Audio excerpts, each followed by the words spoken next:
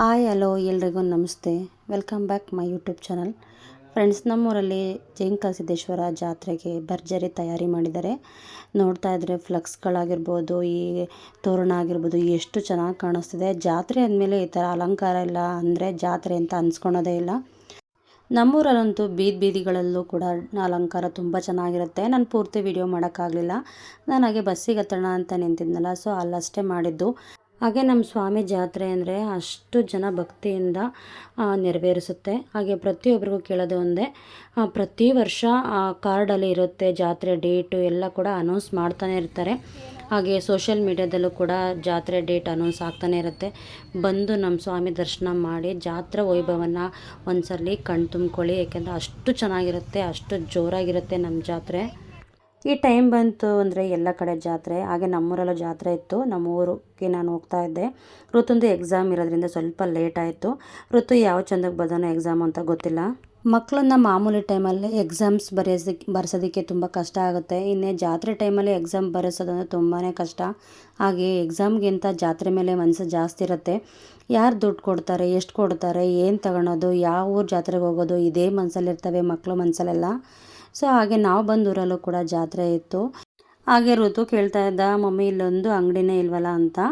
ಹಾಗೆ ಅವರು ಇವತ್ತು ನಾನ್ ವೆಜ್ ಮಾಡಿ ನೆಕ್ಸ್ಟ್ ಡೇ ಜಾತ್ರೆ ಉತ್ಸವ ಎಲ್ಲ ಮಾಡ್ತಾರಂತೆ. ಒಂದೊಂದು ಊರಲ್ಲಿ ಒಂಥರ ಡಿಫ್ರೆಂಟು. ಇದೇ ದೇವ್ರಿಗೆ ಇವತ್ತು ಜಾತ್ರೆ ಮಾಡ್ತಾಯಿರೋದು, ಕರಿಯಮ್ಮ ಅಂತ. ಜಾವಗಲ್ ಕರಿಯಮ್ಮ ಅಂದರೆ ತುಂಬ ಫೇಮಸ್ಸು, ಹಾಗೆ ತುಂಬ ಸ್ಟ್ರಾಂಗ್ ಕೂಡ. ಹಾಗೆ ನಮ್ಮೂರ ಜಾತ್ರೆ ಈ ಜಾತ್ರೆ ಎರಡು ಒಟ್ಟಿಗೆ ಆಗೋದು. ನಾವು ಆಂಧವೇ ಬರಬೇಕಾದ್ರೆ ದೇವ್ರನ್ನೆಲ್ಲ ಚೆನ್ನಾಗಿ ಕುಣಿಸ್ತಾಯಿದ್ರು. ನಂಗೆ ದೇವ್ರು ನೋಡೋದು ತುಂಬ ಇಷ್ಟ. ಹಾಗೆ ಋತು ನಿಲ್ಲಿಸಿ ನೋಡೋಣ ಅಂತ ಇದ್ದ, ಬಟ್ ಮಳೆ ಬರೋ ಟೈಮ್ ಆಗಿತ್ತು, ಹಾಗಾಗಿ ನಿಲ್ಸೋಕೆ ಹೋಗಲಿಲ್ಲ, ಬಂದ್ವಿ. ಹಾಗೆ ದೇವ್ರು ಕೂಡ ಇಲ್ಲಿ ಉತ್ಸವ ಬರ್ತಾ ಇತ್ತು. ಎಷ್ಟು ಚೆನ್ನಾಗಿ ಅಲಂಕಾರ ಮಾಡಿದ್ದಾರೆ ನೋಡಿ.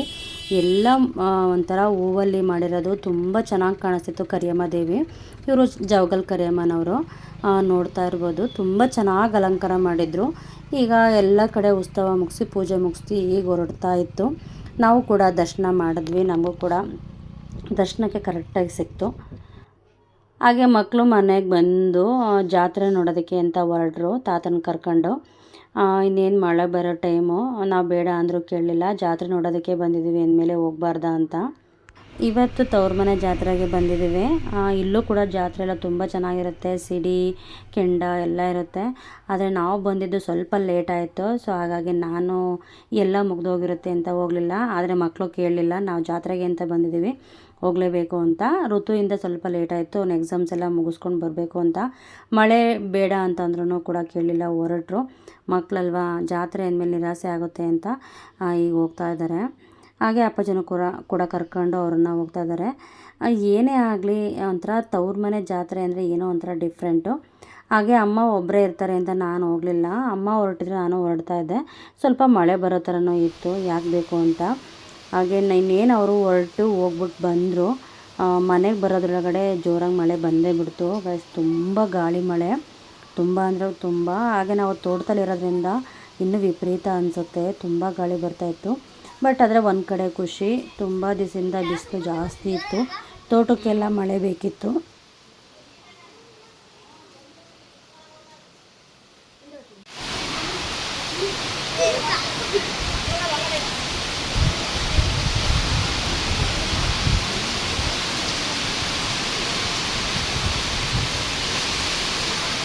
ಹಾಗೆ ಎಷ್ಟು ಮಳೆ ಬಂದರೂ ಕೂಡ ಸೆಕೆ ಇತ್ತು. ಸೊ ಹಾಗಾಗಿ ಋತು ಕೂಡ ಒದ್ದಾಡ್ತಾ ಇದ್ದ. ಓಕೆ, ಈ ವಿಡಿಯೋನ ಇಲ್ಲಿಗೆ ಎಂಡ್ ಮಾಡ್ತೀನಿ. ತುಂಬ ಶಾರ್ಟ್ ವಿಡಿಯೋ ಇತ್ತು. ಸೊ ಹಾಗಾಗಿ ಓಕೆ ಗೈಸ್, ಬಾಯ್. ಯಾರೆಲ್ಲ ಸಬ್ಸ್ಕ್ರೈಬ್ ಮಾಡಿಲ್ಲ ಸಬ್ಸ್ಕ್ರೈಬ್ ಮಾಡ್ಕೊಂಡು ವಿಡಿಯೋ ನೋಡಿ.